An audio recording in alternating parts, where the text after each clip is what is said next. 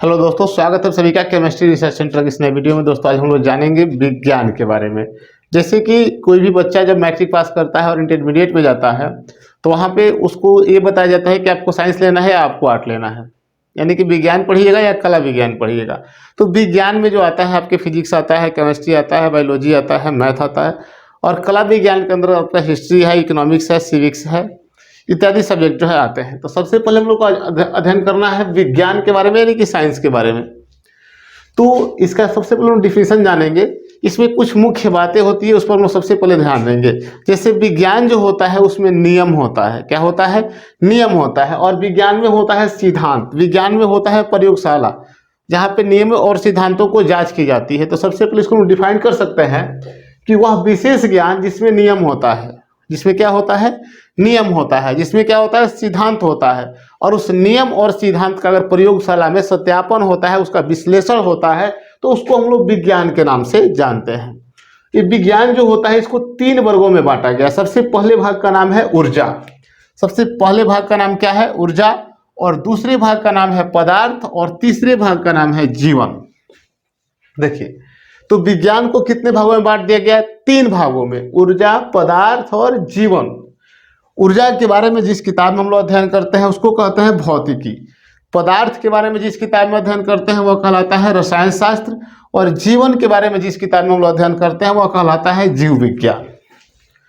ठीक है, तो सबसे पहले हम जानेंगे कि दुनिया में कौन से पदार्थ जो है भौतिकी है, कौन से पदार्थ रसायन शास्त्र है, और कौन से पदार्थ जीवन के अंतर्गत आता है, जीव विज्ञान है।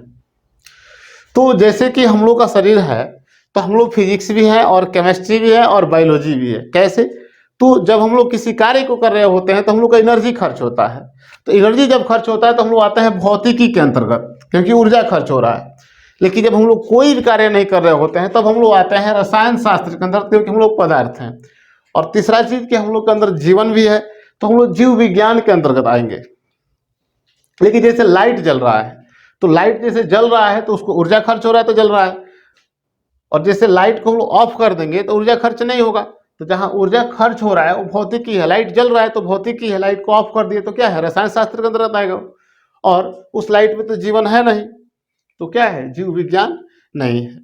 जैसे कि पंखा है, तो पंखा जब चल रहा है तो उसको ऊर्जा खर्च हो रहा है चलने में, तो ऊर्जा जब खर्च हो रहा है तो भौतिकी के अंतर्गत आएगा। और जब बंद हो गया, रुक गया, तो पदार्थ है, क्योंकि जगह छेका है, तो रसायन शास्त्र है। और उसमें जीवन तो है नहीं, तो जीव विज्ञान के अंतर्गत नहीं आएगा। और सजीव नहीं है तो जीव विज्ञान के अंतर्गत नहीं आएगा।